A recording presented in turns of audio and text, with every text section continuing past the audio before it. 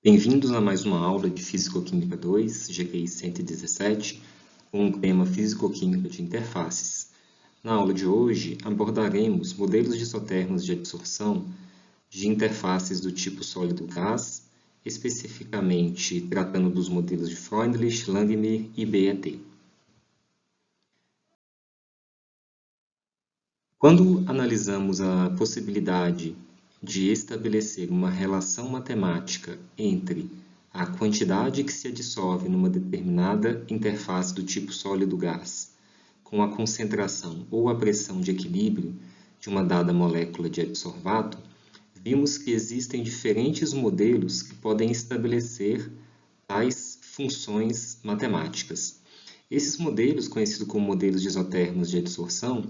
podem ser baseados em diferentes aspectos de pressuposição físico-química, como, por exemplo, abordagens cinéticas, potenciais ou mesmo termodinâmicas. Cada um desses modelos traz parâmetros de ajuste específicos que podem trazer informações sobre as interações termomoleculares que se estabelecem durante os processos adsortivos ou mesmo que permitam comparar diferentes tipos de adsorção envolvendo diferentes moléculas de adsorvato ou diferentes tipos de adsorventes.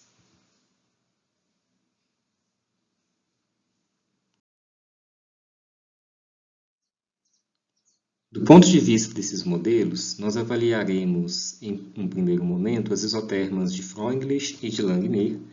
que foram inicialmente propostas para a adsorção de moléculas em sistemas do tipo sólido-gás, mas que, no decorrer da história, passaram também a estender-se para utilização em sistemas do tipo sólido-líquido e mesmo em sistemas micelares. O fato é que tais isotermas aplicam-se às formas do tipo 1, no qual o volume de adsorção estabelece uma relação com a pressão de equilíbrio ou com a concentração de equilíbrio, a depender da natureza da interface, que é uma curva com concavidade para baixo, que tende, em geral, a uma concentração de saturação, uma quantidade absorvida de saturação. Não necessariamente isso acontece, e nós vamos ver que, a depender do tipo do modelo matemático que aplicamos, essas relações elas podem ter significados diferentes para o formato dessas curvas. Na questão da validade desses modelos, a isoterma de Freundlich, por exemplo, apresenta uma boa validade no caso de pressões moderadas em sistemas envolvendo interfaces do tipo sólido-gás. Como eu disse anteriormente, o fato de que uma saturação seja prevista em isotermos do tipo 1 faz com que isotermos de Freundlich tenham uma limitação em uma certa faixa de valores de pressão de adsorção. Para entender o porquê disso, vamos ver a equação proposta por Freundlich no início do século XX, onde ele estabeleceu empiricamente uma relação entre a quantidade adsorvida de um determinado adsorvato na fase sólida com a pressão de equilíbrio na fase gasosa a partir de duas constantes denominadas constantes de Freundlich, onde QE é igual a K vezes PE elevado a 1 sobre N. Do ponto de vista de relação dessas constantes com o formato da isoterma de adsorção, em geral, o valor de K está associado com a capacidade de adsorção do material. Em geral, materiais com maiores capacidades adsortivas apresentarão, pelo modelo de Freundlich, maior capacidade adsortiva. O valor da constante N, em geral, ele é correlacionado ou é relacionado à intensidade de adsorção. Matematicamente, a gente nota que os valores de N trazem uma relação direta de como que a pressão de equilíbrio, ou o aumento da pressão de equilíbrio, afeta os valores de quantidade adsorvida. A relação que se estabelece nesse caso com a intensidade de adsorção, ela acaba ganhando notoriedade, visto que tende-se a imaginar que quanto maior for a interação do adsorvato com o adsorvente, a inclinação da isoterma tende a ser maior para baixos valores de pressão de equilíbrio. Agora, cabe-nos colocar uma questão importante, que tanto a constante K quanto a constante N, do ponto de vista de proposição de Freundlich, não estão relacionadas a nenhum pressuposto teórico. São, portanto, valores, parâmetros matemáticos obtidos a partir de um determinado ajuste e que, portanto, carecem de significado mais robusto do ponto de vista físico-químico.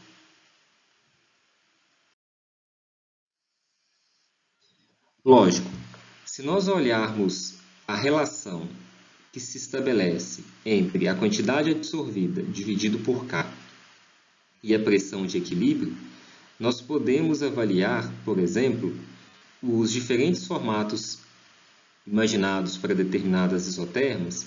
dados diferentes valores de N na equação empírica de Freundlich. Vejam que para N maior do que 1, a isoterma apresenta concavidade voltada para baixo, sendo que quanto maior o valor de N, maior é a inclinação inicial da isoterma, mostrando que em pequenos valores de pressão de equilíbrio já se pode alcançar valores elevados de quantidade absorvida. Quando N se aproxima de 1, a isoterma assume o formato linear. E para N menor do que 1, a concavidade da isoterma volta-se para cima. E a inclinação inicial da curva de QE sobre K versus P de equilíbrio, ela aumenta à medida que a pressão de equilíbrio aumenta. Isso significa que ocorre uma interação relativamente baixa entre o adsorvato e os sítios de adsorção, visto que é necessário um aumento muito brusco de pressão de equilíbrio para começar a promover aumentos significativos nos valores de quantidade absorvida.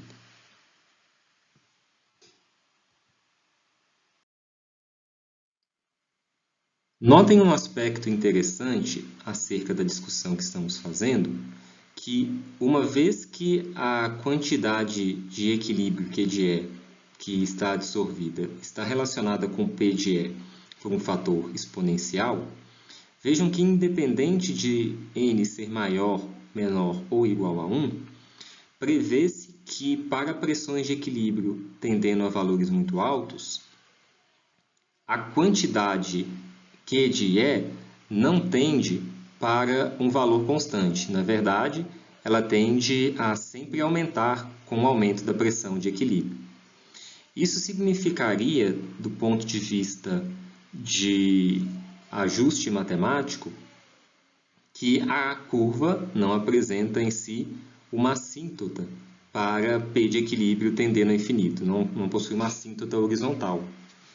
o que é o que se espera para isotermas com formato do tipo 1. Daí o fato de que a equação de Freundlich aplica-se para valores de pressão de equilíbrio que são moderadas.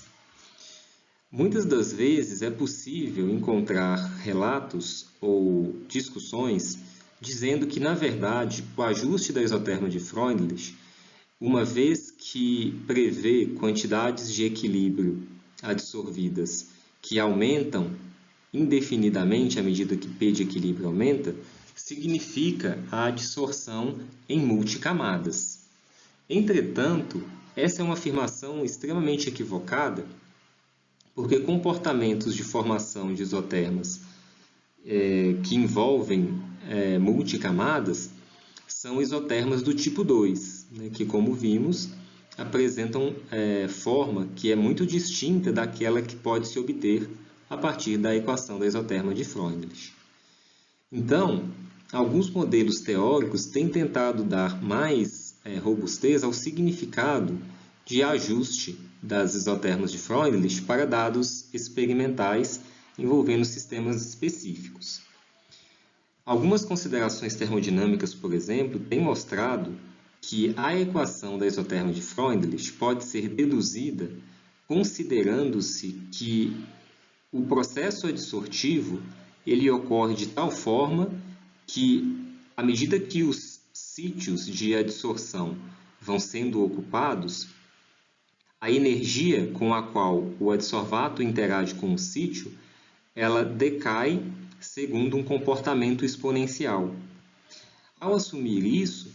o que nós podemos garantir, ou pelo menos ter mais certeza em dizer, em relação a dizer que está ocorrendo uma adsorção em multicamadas, é dizer, na verdade, que a superfície do adsorvente ela provavelmente possui sítios de adsorção distintos com os quais as moléculas de adsorvato podem interagir. Ou seja, o processo de adsorção é heterogêneo e envolve sítios com os quais as moléculas de adsorvato interagem com energias distintas. Bem, mas como obter os parâmetros de ajuste para um conjunto de dados experimentais a partir da equação da isotérmica de Freundlich? Vejam que, sendo a equação da forma QE igual a K vezes PE elevado a 1 sobre N, nós podemos realizar um conjunto de ajustes matemáticos, sejam eles lineares ou não, de tal forma a estabelecer, a partir de um conjunto experimental de dados, quais são os valores de K e de N. No caso da regressão dita linear, nós podemos estabelecer uma relação entre o logaritmo na base 10 da quantidade QE versus o logaritmo na base 10 da pressão de equilíbrio PE. Fazendo isso, ou seja, aplicando o logaritmo a ambos os membros da equação empírica de Freundlich, nós estabelecemos uma relação matemática tal que o log de QE é igual ao log de K mais 1 sobre N vezes o log de PE. Isso significa que uma curva que seja estabelecida como log de QE versus log de PE estabelecerá, caso a isotérmica de Freundlich se ajuste aos dados experimentais, uma reta tal que o seu coeficiente linear é log de K e o seu coeficiente angular é 1 sobre N. No caso de ajustes não lineares, matematicamente pode-se usar um software adequado que seja capaz de estabelecer a melhor equação que consegue correlacionar os valores de QE em função de P de equilíbrio com a função matemática expressa pela isotérmica de Freundlich. Para isso, utiliza-se funções erros específicas que são minimizadas a partir das equações matemáticas propostas. Diferente da isotérmica de Freundlich, a isotérmica de Langmuir apresenta pressupostos muito robustos, desenvolvidos por Irving Langmuir a partir de seus estudos de adsorção de gases em diferentes superfícies metálicas. Langmuir foi o primeiro a ganhar o Prêmio Nobel trabalhando para uma empresa privada e os seus estudos de adsorção foram extremamente importantes para o desenvolvimento de campos específicos associados às interfaces dos sistemas de aplicação industrial. Langmuir propôs uma possibilidade de adsorção de gases em diferentes superfícies, assumindo que tais superfícies eram constituídas por sítios equivalentes, de tal forma que a energia liberada no processo de adsorção para cada molécula de adsorvato em cada sítio sobre a superfície do material eram idênticas. Assim, nós podemos resumir os pressupostos de Langmuir para um fenômeno adsortivo em 3 tópicos principais. O primeiro deles refere-se à interação do adsorvato com os sítios do adsorvente e apenas com eles, sem que ocorram interações laterais entre as moléculas adsorvidas na superfície do adsorvente, mesmo quando em condições de saturação da superfície. Ou seja, o que define a energia de interação entre o adsorvato e o sítio de adsorção é apenas a energia de interação potencial entre essas duas espécies químicas. Assim, estabelece-se fenômenos adsortivos geralmente caracterizados como quimiossorção, ou seja, fenômenos nos quais a ligação do adsorvato ao sítio se dá por um mecanismo similar ao de formação de uma ligação química. O segundo pressuposto assume que todos os sítios de adsorção são idênticos, ou seja, a variação de entalpia de interação adsorvato-sítio é constante, independente de quantas moléculas tenham já se ligado na superfície do material adsorvente. Por fim, disse que a adsorção ela ocorre em monocamada, ou seja,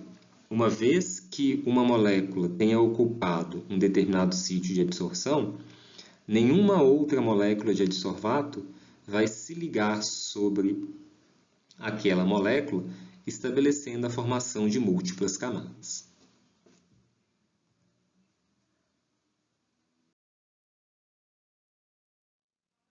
Bem, diferente, consequentemente, do que é exposto no modelo de Freundlich, os parâmetros de ajuste na isoterma de Langmuir, eles passam a ganhar um significado físico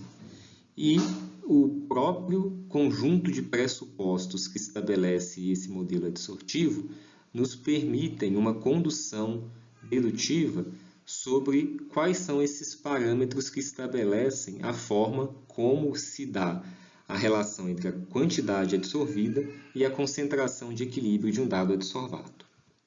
Vejam, por exemplo, que se o processo de adsorção se dá por quimiossorção, podemos imaginar que a ligação de uma molécula de adsorvato ao sítio adsortivo se dá como numa reação química, onde A, o adsorvato, interage com S, o sítio de adsorção, para formar a espécie AS. Logicamente, sendo isso relacionado à ocorrência de uma reação química, há uma variação de energia livre de Gibbs de adsorção padrão associada a esse processo, que, como sabemos, é dado pela relação -RT vezes Ln da constante K de equilíbrio associada a esse processo, onde R é a constante universal dos gases e T é a temperatura absoluta do sistema. Essa equação permite uma abordagem termodinâmica acerca do fenômeno adsortivo que é descrito pela isoterma de Langmuir. Vejam que essa constante K de equilíbrio que estabelece a formação do par AS na superfície do adsorvente está relacionada com as atividades de cada uma das espécies que participam desse processo, ou seja, a atividade da espécie AS dividido pela atividade das espécies A multiplicada pela atividade da espécie S. Lógico que se falarmos em um processo no qual as concentrações das espécies são relativamente baixas, nós podemos substituir os valores das atividades pelas respectivas concentrações ou pressões das espécies naquele sistema. Vejam que a concentração da espécie AS e a concentração da espécie S, ou seja, o par adsorvato-sítio e o sítio, que estão localizados sobre a superfície ou interface do material adsorvente, guardam uma relação que é proporcional à fração de sítios que estão ocupados na superfície desse material. Desta forma, podemos substituir a concentração de AS dividido pela concentração de S como a razão entre θ e 1 menos θ, onde, sendo θ a fração dos sítios ocupados, que é proporcional à concentração da espécie AS, determina que 1 menos θ é a fração de sítios desocupados, que é proporcional, pela mesma constante de proporcionalidade descrita anteriormente, à concentração da espécie S, que é o sítio localizado na superfície do sólido. Logicamente, quando θ é menor do que 1, nós temos então uma condição na qual existem ainda sítios que são vazios e que podem ser, aos quais ainda podem ser ligados moléculas do adsorvato. E, uma vez estabelecida a adsorção de tal forma que todos os sítios fiquem ocupados, nós alcançamos o valor de θ igual a 1. A esse valor de θ igual a 1 está associado uma quantidade de equilíbrio máxima, que significa que o processo de adsorção alcançou a condição de saturação da superfície. Logicamente, θ pode então ser obtido a partir da relação entre uma dada quantidade adsorvida para uma dada concentração de equilíbrio específica, dividido pela quantidade adsorvida de equilíbrio máximo. Substituindo essas relações na equação para a constante KL de equilíbrio, nós teremos então que KL é dado pela razão entre a quantidade adsorvida Q de E em uma dada concentração de equilíbrio,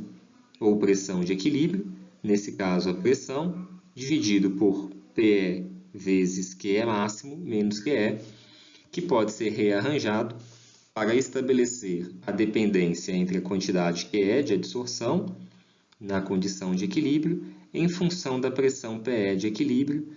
onde as constantes associadas a esse modelo matemático são a quantidade de equilíbrio adsorvida máxima e a constante KL do modelo de Langmuir. Como fazer agora para obter os parâmetros termodinâmicos deste modelo a partir do tratamento dos dados experimentais? Bem, assim como fizemos para a isoterma de Freundlich, seja pela utilização de uma regressão utilizando ajustes lineares ou ajustes não lineares. Para o caso dos ajustes lineares, neste caso, nós podemos estabelecer manipulações matemáticas da equação do modelo de Langmuir para obter curvas com diferentes formatos. Por exemplo, nós podemos plotar a curva de 1 sobre QE em função de 1 sobre PE, tal que a forma linearizada apresenta coeficiente linear dado por 1 sobre QE máximo e coeficiente angular dado por 1 sobre o produto de KL vezes QE máximo. Outra forma de linearizar a equação de Langmuir também é, por exemplo, plotando o P de equilíbrio sobre o Q de equilíbrio em função do P de equilíbrio. Fazendo essa manipulação matemática, a equação em sua forma linear apresentará um coeficiente linear dado por 1 sobre KL vezes QE máximo e coeficiente angular dado por 1 sobre QE máximo. Estabelecidas, então, as relações matemáticas linearizadas, a partir dos dados experimentais, é possível utilizar o método de regressão linear para obter os parâmetros QE máximo e KL a partir da obtenção e determinação dos coeficientes angular e linear desses ajustes. No caso da regressão não linear, novamente, utiliza-se um método adequado com a minimização da função erro específica, de tal forma que a equação matemática proposta vá conseguir se ajustar aos dados experimentais com o menor valor dessa função erro. Do ponto de vista de aplicação de modelos de isotermas, nós vamos abordar no nível desse curso as regressões do tipo linear, que são aquelas que poderemos fazer mesmo de posse de uma calculadora. E em níveis mais avançados, a gente vai abordar um pouco sobre os ajustes não lineares. O fato que a gente precisa se perguntar, diante da aplicação de diferentes modelos de isotermos de adsorção, do tipo 1, é pensar especificamente quais dos modelos que empregamos ou que avaliamos são aqueles que melhor se ajustam aos dados experimentais sobre análise.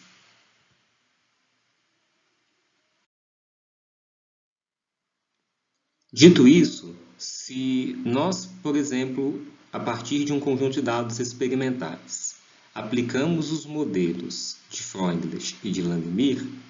a partir da utilização de regressões lineares específicas, como nós podemos comparar qual destes modelos é aquele que melhor se ajusta aos dados experimentais?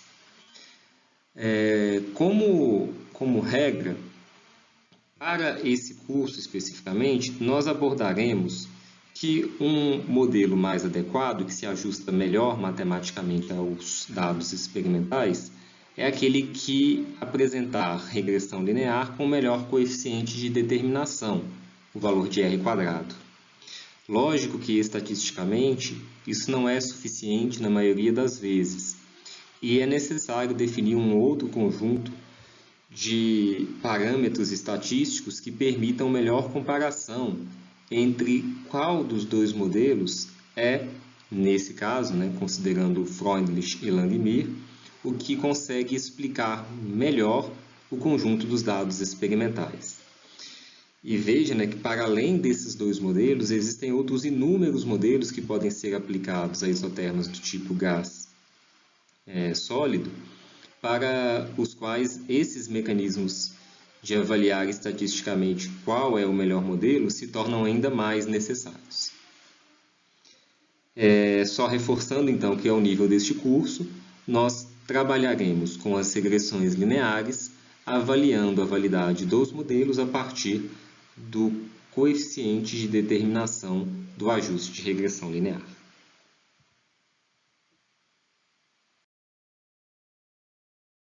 Agora que já temos avaliado dois dos principais modelos usados para ajustes de dados experimentais de isotermos do tipo 1, vamos avaliar um modelo utilizado para formas de isoterma do tipo 2. O modelo BET, que é um modelo bastante robusto e que apresenta pressupostos que são relativamente simples, porque eles se baseiam no próprio modelo de adsorção de Langmuir, aplicado para o processo em multicamadas. É lógico que as deduções que levam às equações que descrevem esse modelo são um pouco mais complexas e nós as faremos em um momento um pouco mais oportuno, em que trataremos especificamente desse tema. Mas eu optei por trazer essa abordagem um pouco mais direta nessa aula, para que possamos avaliar o quão os modelos de isotermas eles podem ser variados e descrever diferentes tipos de processo de adsorção que apresentam isotermas com diferentes formas. Assim, a isoterma BET, ela se baseia na equação que é mostrada a seguir, onde os termos Z e C foram definidos para tornar a equação um pouco mais simples de escrever. Nesses parâmetros, Z igual a pressão de equilíbrio sobre P asterisco, a pressão asterisco refere-se à pressão de vapor do gás na temperatura sob estudo em que a isoterma foi obtida. Enquanto que C igual a P asterisco vezes K0 tem como K0 uma constante K de adsorção que refere-se à formação da espécie adsorvato sítio que ocorre quando uma molécula de adsorvato se liga diretamente à superfície interagindo com o sítio de adsorção. Bem, a descrição matemática dessa isoterma, ela se ajusta àquela isoterma, como comentamos, do tipo 2, com um formato que inicialmente, em baixas pressões de equilíbrio, apresentará concavidade voltada para baixo, indicando uma tendência à saturação, que então, com aumento de pressão de equilíbrio superior, promoverá um ponto de inflexão com o aumento do volume absorvido à medida que a pressão de equilíbrio aumenta. Assim como as demais isotermas que foram estudadas para as formas do tipo 1, nós podemos linearizar a isoterma BET, obtendo a equação que é mostrada a seguir, onde Vm representa o volume da monocamada, ou seja, o volume absorvido necessário para que uma única camada de moléculas do adsorvato seja formada sobre a superfície do adsorvente.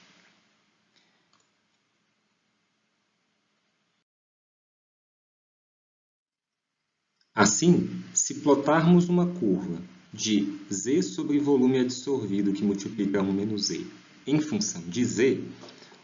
e a isoterma BET conseguir descrever bem os dados experimentais, teremos como resposta uma curva linear com coeficiente linear A e coeficiente angular B. Comparando com a forma linearizada da equação, A corresponde ao inverso do volume da monocamada vezes C, enquanto que B corresponde a C menos 1 sobre o volume da monocamada vezes C. Notem que a soma dos coeficientes angular e linear na forma linearizada da equação correspondem ao inverso do volume da monocamada.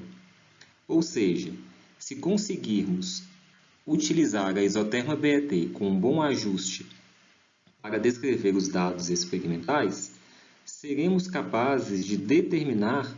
o volume necessário para que a adsorção forme uma monocamada sobre o adsorvente. Qual é a importância disso? Bem,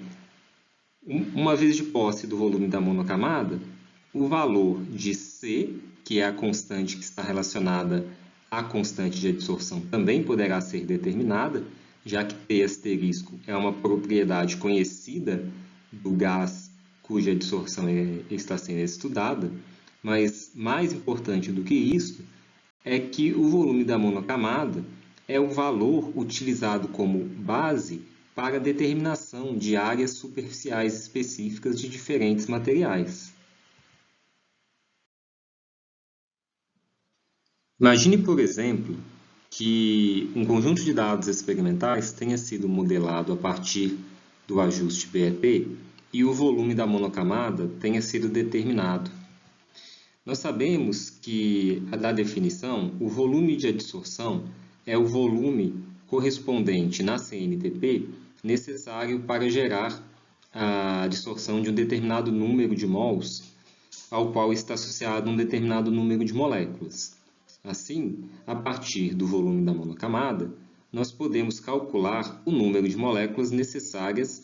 para se adsorverem sobre a superfície do adsorvente, gerando a formação de uma única camada de moléculas adsorvidas.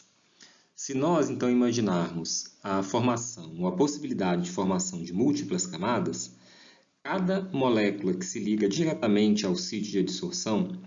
para gerar aquela primeira camada de moléculas adsorvidas, apresenta uma área transversal que é igual a A. Essa área é conhecida para diferentes moléculas e, visto que cada molécula apresenta a mesma área transversal, nós poderemos, a partir do número de moléculas necessários para formar a monocamada e da área transversal de cada molécula, determinar a área superficial específica, multiplicando esses dois fatores e dividindo pela massa de adsorvente. Esse parâmetro, área superficial específica, é extremamente importante na caracterização de materiais adsorventes, visto que a área superficial específica mede a capacidade de um material de interagir com as moléculas de adsorvato, seja em processos de adsorção ou mesmo em processos catalíticos. E para finalizar, eu só gostaria de relembrar que no contexto dos modelos de isotermas de adsorção, existem vários com diferentes pressupostos e que se aplicam a diferentes tipos de sistema.